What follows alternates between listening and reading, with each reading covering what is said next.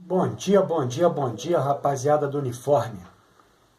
Estou trazendo aí para vocês a minha aula Crise na Oligarquia Brasileira. É uma aula da 900, é a aula 01 do B3, é uma aula de 6 conceitos históricos, cujo maior conceito histórico é golpe contra as oligarquias, cujo tempo aproximado de produção historiográfica dele é de 16 minutos e 56 segundos. Agora a gente vai passar aí para o outro lado, onde eu vou apresentar o arquétipo, vou fazer o comentário de cada um dos conceitos históricos. Vamos junto. Então, rapaziada, tá aí meu arquétipo. Meu primeiro conceito histórico é movimentos operários. O proletariado era formado por imigrantes saídos da Europa, de países nos quais o movimento operário estava organizado na luta por direitos e de alguns terem experiência em movimentos grevistas. Levou à formação de sindicatos, que criticavam a interferência do Estado nas negociações trabalhistas. Seguindo os princípios anarquistas que pregavam o fim do Estado e a auto-organização da sociedade, bastante divulgados na Europa da época. O conceito histórico número 2 é o Partido Comunista Brasileiro. Em 1922, foi fundado, inspirado no modelo socialista russo, que propunha a revolução proletária. Essa tendência se consolidou, abafando as ideias anarquistas. E o conceito número 3 é a Semana de Arte Moderna.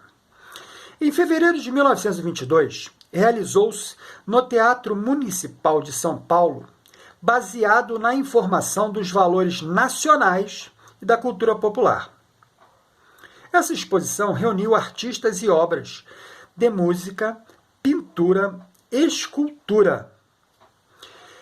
Estas relacionavam-se ao cotidiano das classes trabalhadoras, às desigualdades sociais, ao preconceito racial e às raízes indígenas e africanas de nosso povo.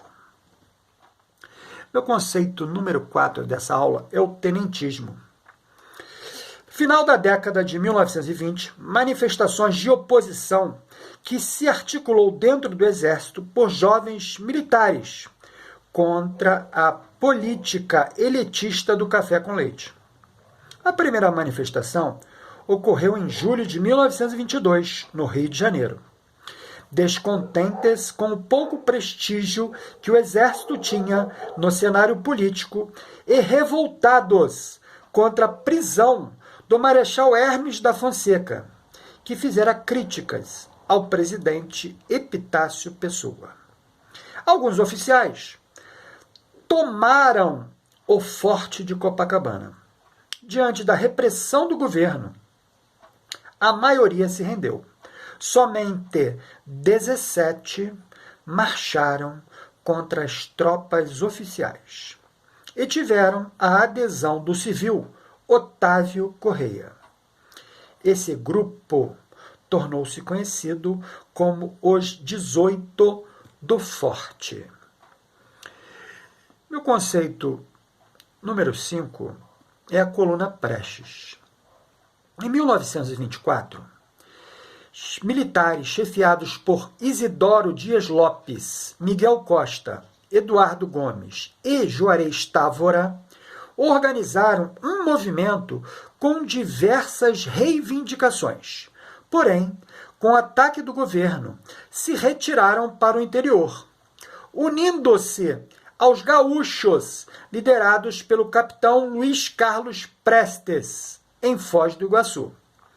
A fusão das duas colunas deu origem à marcha, que a partir de 1925 percorreu 24 mil quilômetros pelo país.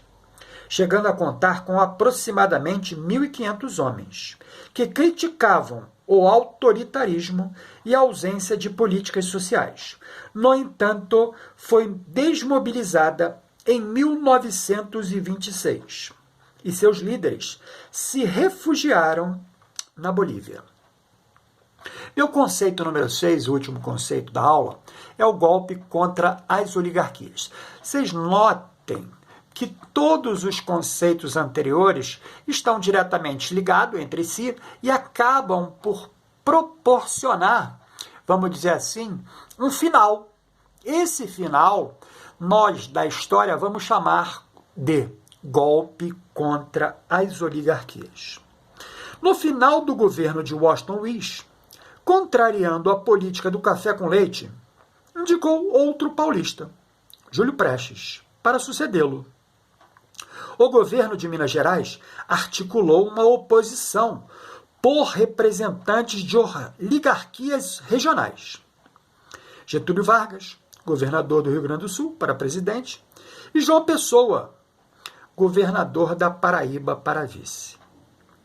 Conhecida como Aliança Liberal, ganharam apoio das camadas médias urbanas e setores operários e militares. Na eleição presidencial de março de 1930, Júlio Prestes venceu. A Aliança Liberal passou a organizar um movimento armado que impediria a posse. Em julho de 1930, o assassinato de João Pessoa por questões políticas locais foi utilizado como pretexto para deflagrar o golpe.